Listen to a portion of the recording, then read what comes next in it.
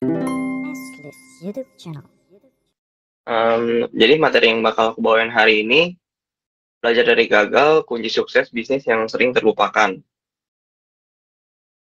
Nah, materi-materi yang akan dibahas itu terkait sama untuk lebih memaklumi kegagalan sih. Jadi ada keberuntungan dan resiko, terus Anda menang undian, tidak ada yang gratis, kejutan, dan ruang untuk kesalahan.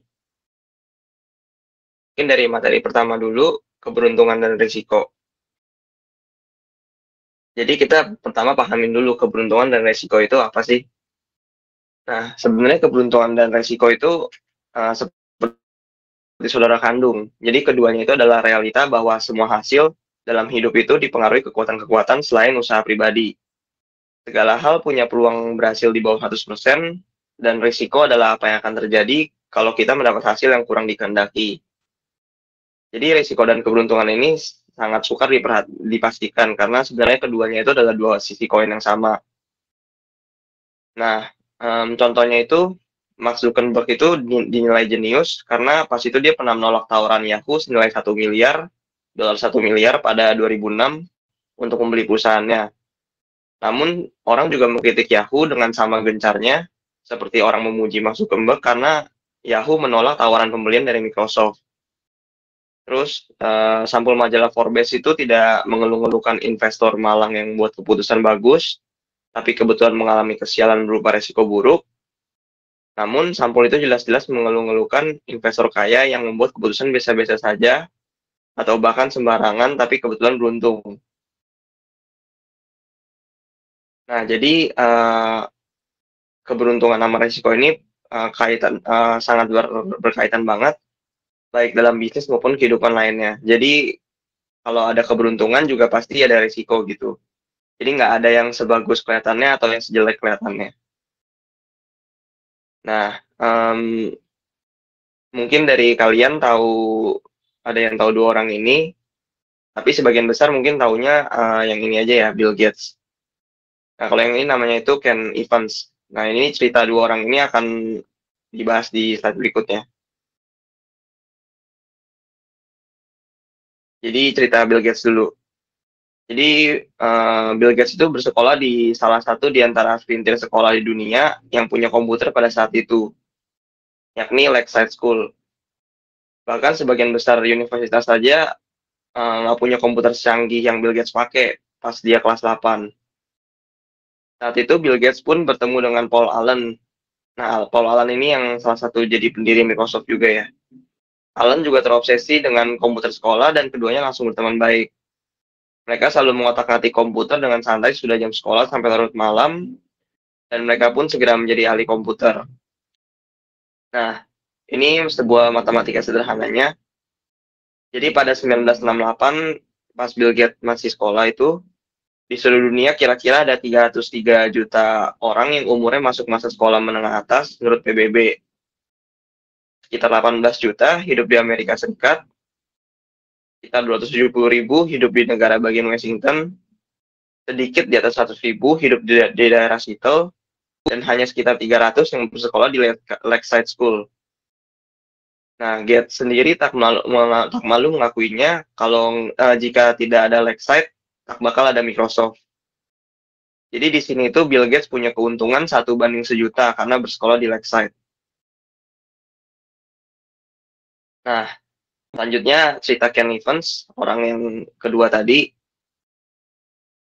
Jadi Bill Gates dan Paul Allen itu menjadi nama-nama terkenal berkat keberhasilan Microsoft.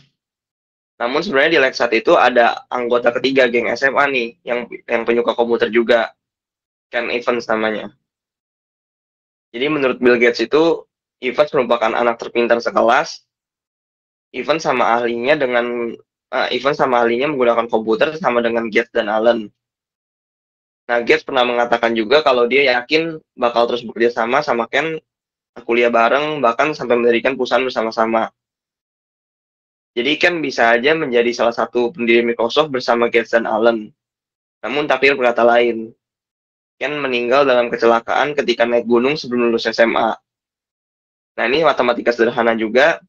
Tiap tahun ada sekitar 3 lusin kematian orang naik gunung di Amerika Serikat. peluang tewas di gunung ketika masih SMA itu kira-kira 1:1.000.000.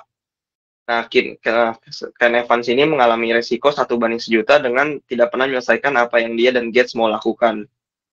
Jadi kekuatan yang sama, kadar peluang yang sama Bill Gates, tapi bekerja ke arah yang berlawanan. Nah, ini ada sedikit quotes. Anda harus percaya saudaranya keberuntungan, risiko yang bisa memutarbalikan cerita Anda dengan sama cepatnya.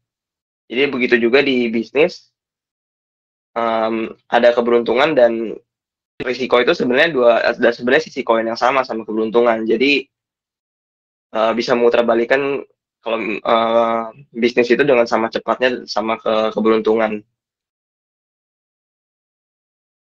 Oke, mungkin lanjut ke yang kedua, Anda menang undian.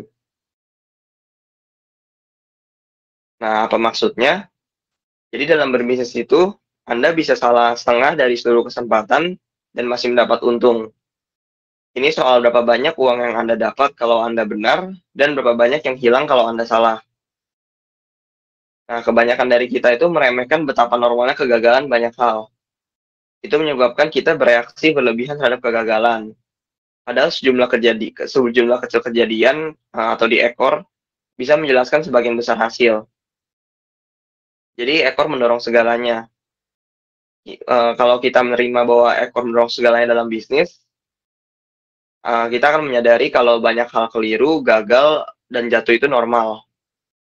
Contohnya jika Anda seorang pemimpin bisnis yang baik, barangkali separuh produk dan gagasan strategi Anda ampuh. Tak ada orang yang membuat keputusan bagus terus-menerus. Nah, orang-orang paling mengesankan aja punya banyak gagasan buruk yang sering dilaksanakan. Contoh nyatanya itu, Amazon pernah meluncurkan sebuah produk bernama Fire Phone Amazon, yang pada ujungnya itu rugi lah pokoknya. Namun alih-alih meminta maaf kepada para pemegang saham Amazon saat itu, Jeff Bezos berkata, Anda pikir itu kegagalan besar. Kami sedang menggarap kegagalan-kegagalan yang lebih besar sekarang. Saya tidak bercanda. Beberapa akan buat Fire Phone tampak seperti hanya tersandung sedikit. Lalu Warren Buffett, investor yang cukup terkenal juga dan salah satu orang terkaya dunia, berkata dia sudah memiliki 400 sampai 500 saham sepanjang hidupnya dan mendapat sebagian besar uang hanya dari 10 saja. Nah, ini ada sedikit quotes juga. Keberhasilan Anda dalam berbisnis akan ditentukan oleh bagaimana Anda menanggapi beberapa momen mengerikan, bukan bertahun-tahun yang dihabiskan dengan lancar. Mungkin saya lanjut ke yang ketiga, tidak ada yang gratis. Tentang biaya dan denda. Jadi segalanya itu punya harga, dan kunci untuk banyak hal terkait uang adalah hanya mencari tahu harganya serta bersedia membayarnya. Masalahnya adalah bahwa harga itu mencakup banyak hal yang tak jelas sampai Anda mengalaminya sendiri ketika tagihan datang. Seperti halnya dalam bisnis, setiap hasil bisnis bagus, pasti tentunya ada harganya. Namun harga keberhasilan bisnis itu nggak langsung kelihatan, karena harganya itu kan nggak tertera di label, nggak seperti halnya motor, mobil, ataupun makanan. Jadi ketika membayar harga keberhasilan bisnis, rasanya itu bukan seperti membayar pembelian sesuatu yang bagus. Rasanya itu seperti kita kena denda karena membuat satu kesalahan. Jadi harganya itu adalah kerugian atau kegagalan dalam berbisnis. Padahal itu sebenarnya memang harga yang harus dibayar kalau kita mau capai keberhasilan bisnis. Jadi kedengarannya itu remeh, namun kita dapat berpikir hal tersebut sebagai biaya bukan denda. Ini memungkinkan Anda bertahan cukup lama dalam bisnis sampai akhirnya mendapatkan keuntungan. Nah, ini salah satu contohnya juga. Jadi Jack Welch itu merupakan salah satu CEO tersukses di General Electric atau GE. GE ini salah satu perusahaan terbesar lah di Amerika pada tahun 2004. Nah, Welch itu jadi terkenal karena memastikan pendapatan per kuartal melebihi perkiraan Wall Street. Jadi jika para analis Wall Street memperkirakan dolar 0,25 per saham, maka Welch akan membuat saham GE menjadi dolar 0,26. Tak peduli seperti apa kondisi bisnis atau ekonomi di Amerika Serikat pada saat itu, hasilnya di bawah kepemimpinan Welch, para pemegang saham tak harus membayar harga. Saham terus naik secara konsisten.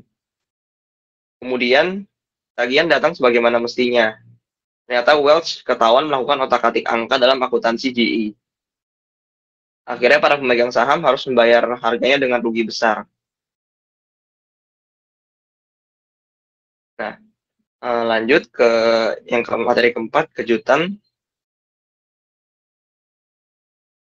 Jadi kejutan dan sejarah. Sejarah itu umumnya mempelajari peristiwa-peristiwa mengejutkan. Namun, sejarah sering digunakan pebisnis dan ahli ekonomi lainnya sebagai pedoman masa depan yang pasti benar.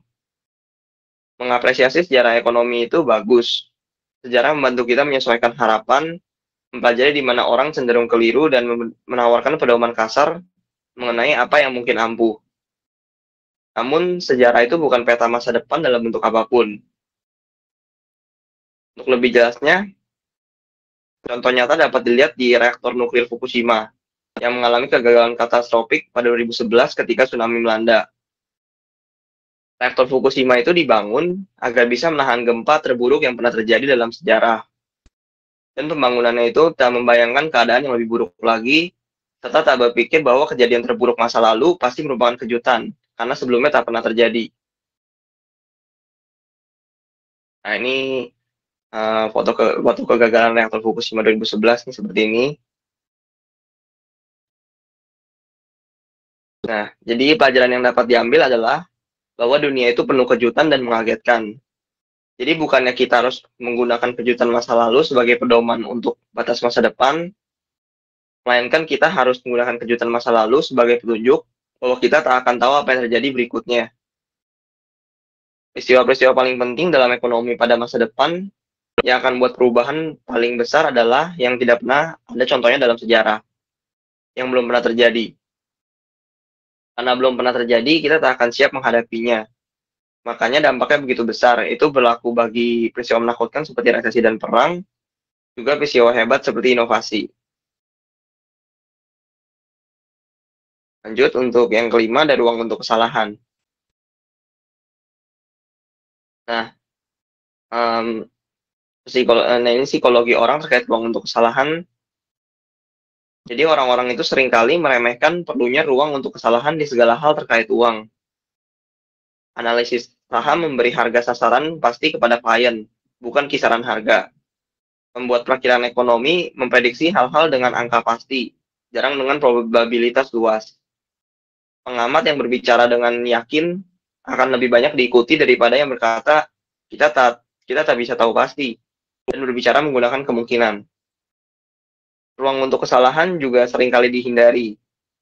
Alasannya itu karena orang cenderung mesti tahu apa yang ada pada masa depan, dorong rasa tidak nyaman kalau mengakui ketidaktahuan. Selain itu, orang merasa rugi kalau tidak melakukan tindakan yang sepenuhnya memanfaatkan pandangan bahwa masa depan itu pasti akan terjadi.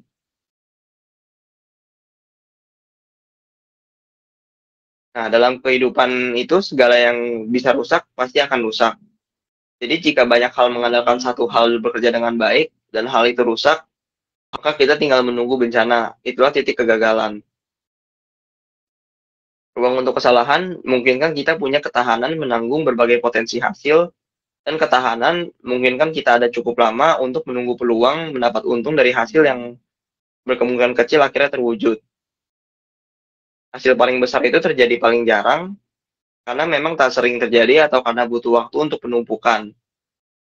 Jadi orang dengan cukup ruang untuk kesalahan dalam strateginya bisa menanggung kesulitan di bagian lain dan punya keunggulan dibanding orang yang langsung habis semua kalau keliru.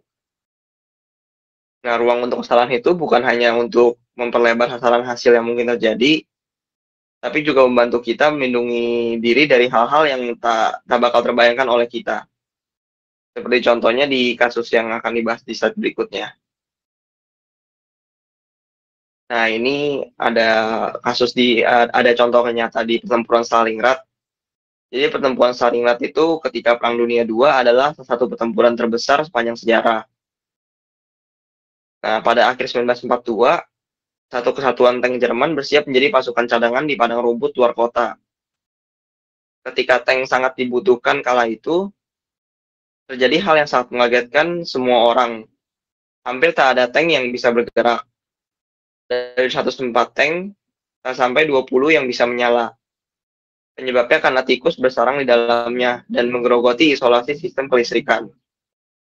Jerman punya peralatan paling canggih di dunia ketika itu, namun mereka kalah oleh tikus.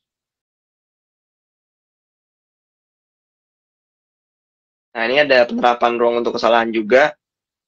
Jadi ketika Microsoft masih muda, Bill Gates berkata bahwa dia ingin punya cukup uang di bank agar bisa membayar gaji semua orang selama setahun, bahkan jika tak ada pemasukan. Lalu Warren Buffett mengatakan kepada pemegang saham Berkshire Hathaway pada 2008, saya sudah berjanji kepada Anda sekalian, lembaga pemeringkat, dan diri sendiri untuk selalu menjalankan Berkshire dengan uang kas berlebih. Kalau dipaksa memilih, saya tak akan menukar kemampuan tidur nyenyak pada malam hari dengan peluang laba ekstra. Nah, ini ada sedikit quotes juga. Jadi bagian paling penting semua rencana adalah merencanakan rencana Anda tak berjalan sesuai rencana. Nah, mungkin sekian presentasi dari saya. Thank you semuanya.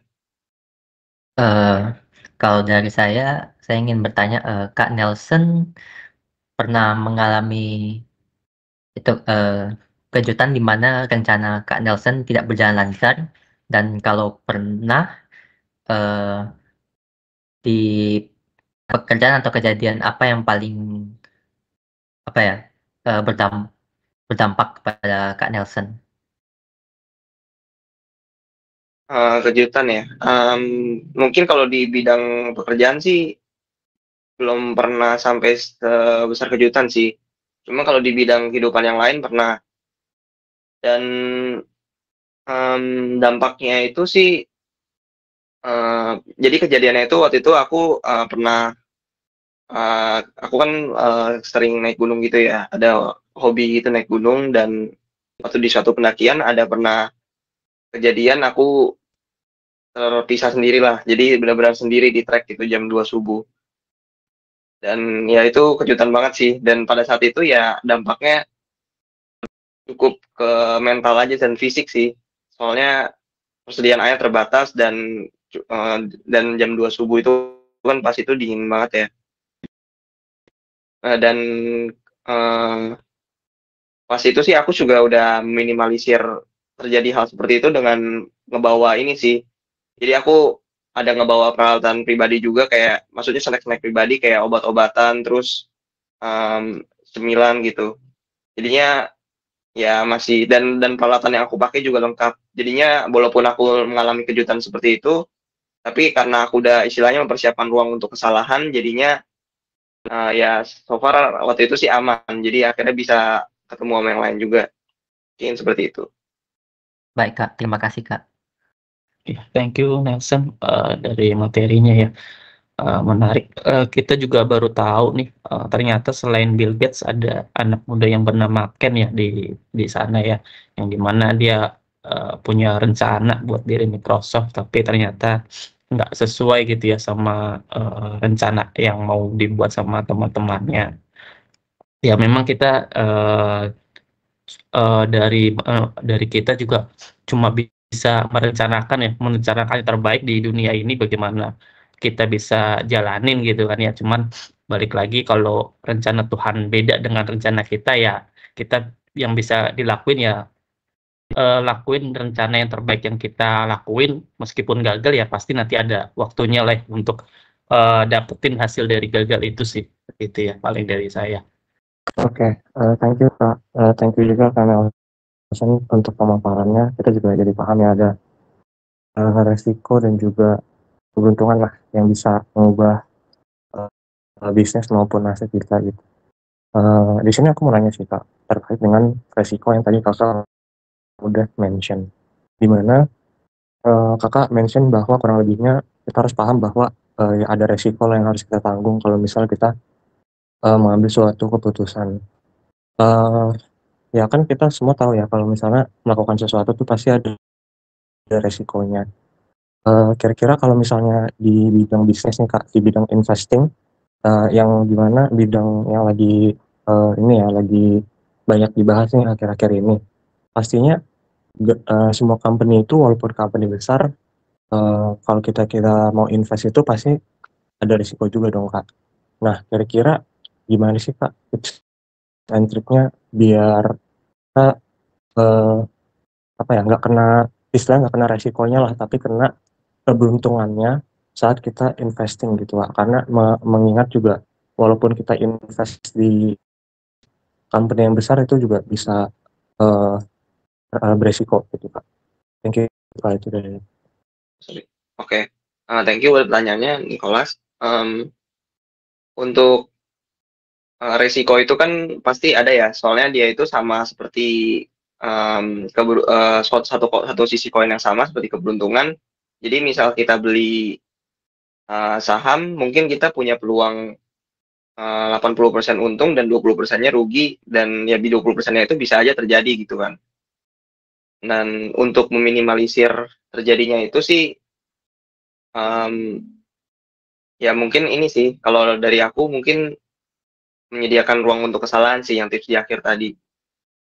Jadi kalau misalkan seandainya kita dapatnya itu yang risikonya bukan keberuntungan, kita masih punya cadangan amunisi buat entah diamin saham itu gitu untuk jadi penumpukan. Kalau kata Warren Buffett kan penumpukan itu ya jadi yang kalau Warren Buffett itu kan dia penumpukan kan, biar jadi kayak sekarang itu dia karena penumpukan. Jadi persiapin ruang untuk kesalahan supaya kita itu nggak tergesa-gesa perlu ngejual saham itu seandainya turun, dan kita pun juga jadi bisa leluasa kalau misalkan ada, jadi masih ada amunisi lah buat saham-saham lainnya kalau misalkan ada yang bagus gitu. Jadinya nggak terpaku sama satu itu dan bisa minimalisir resikonya. Mungkin kurang lebih seperti itu. Kalau kita bicara risiko, bahkan kita memilih pakai sendal yang mana aja itu menciptakan risiko ya. Ya, sendal yang satu mungkin slippery, yang satu aman gitu kan. Tapi yang aman itu mungkin keras, tapi jadi bikin telapak kaki kita nggak nyaman gitu. Jadi masing-masing itu mengandung risiko, apapun keputusan kita. Apalagi kita bicara saham gitu ya. Maka ketika kita beraktivitas atau memutuskan sesuatu itu kan tentunya kita belajar ya. Banyak sekali orang itu yang mikirnya tuh terlalu sempit kalau saya bilang gitu ya. Bahwa bermain saham itu bisa cepat kaya gitu kan. Tapi nggak pernah tahu itu barang apa gitu. Saya ada temen ya, cuma bapak ini udah senior, terus dia cerita anaknya itu trading apa ya kemarin, kripto atau apa ya, kripto kalau nggak salah ya. Ya sama gitu, ketika teman saya tanya ke anaknya itu, kamu ngapain melakukan itu, ya lagi rame dan bagus, cuma gitu aja. Kamu tahu nggak itu apa? Ya nggak tahu gitu. Dan saya udah denger ini banyak sekali ya, bahwa banyak sekali kita itu nggak mau belajar, tapi maunya dapat duit cepat ya. Kalau kita bicara saham itu sangat luas ya. Bicara bisnis aja itu udah ya, kalau kita lihat di BINUS ya itu S1 ya, di Prasmul S1. S1 bisnis gitu kan. Padahal saham itu kita membeli sebagian dari kepemilikan dari sebuah bisnis. Ya. Jadi belajar bisnisnya aja udah lama gitu kan. Belum lagi marketnya ya, belum lagi ada tanda petik. Indonesia itu katanya sahamnya nggak real tapi engineering gitu ya. Makanya grafiknya aneh, suka ada flat line lah apa gitu ya. Technical analysis, fundamental analysis, ini sangat kompleks dan luas yang mesti dipelajari gitu. Kita nggak bisa bicara hitungan setengah jam, 1 jam, itu sangat tidak cukup. Ya sehingga ya memang teman-teman itu kalau memang mau dan tertarik ya, tolong belajar dari fundamentalnya gitu ya. Dari fondasi bisnis itu bagaimana dan seterusnya ya.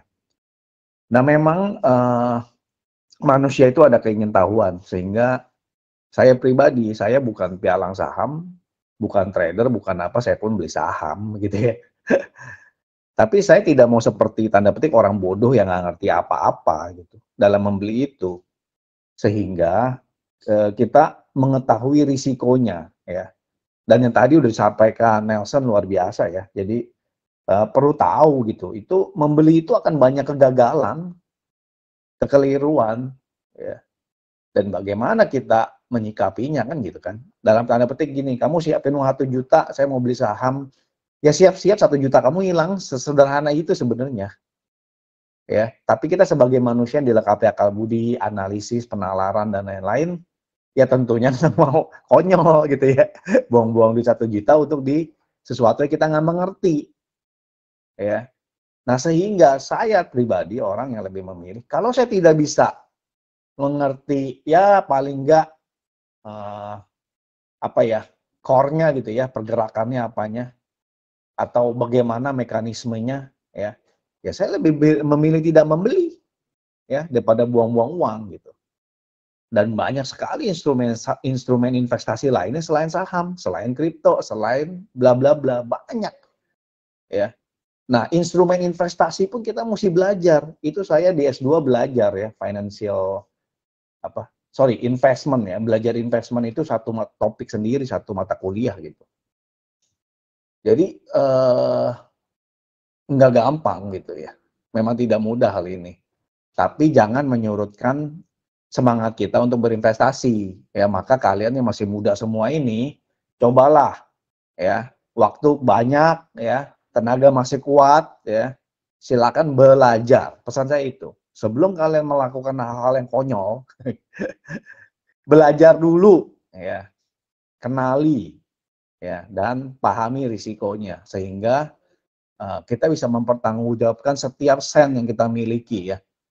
Mempertanggungjawabkan ke siapa? Ya minimal ke Tuhan udah pasti. Ya. Kedua mungkin ya ke orang tua yang memberikan, ketiga dan seterusnya. Ya termasuk kepada diri kita sendiri. Oke, itu aja tambahannya. Thank you.